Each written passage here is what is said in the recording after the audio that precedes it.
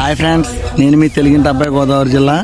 ఈరోజు శ్రీరామనవమి శుభాకాంక్షలు మీ అందరికీ కూడా. ముందుగా ఒక తండ్రికి ఇచ్చిన మాట కోసం తండ్రి మాట తూచా తప్పకుండా వనవాసానికి వెళ్ళి ఒక గొప్ప తండ్రికి కొడుకుగా నిరూపించుకున్న శ్రీరాముడు తన భార్య కోసం ఎంతకైనా తెగించి సాక్షాత్తు రావణాసుడితోనే యుద్ధానికి వెళ్ళిన ఒక గొప్ప భర్తగాను, శ్రీరామ రాజ్యాన్ని ఏలిన గొప్ప మహారాజుగాను, దేనిలోని కూడా తీసిపోకుండా ఒక గొప్ప ఉత్తమ పురుషుడు శ్రీరామచంద్రమూర్తి.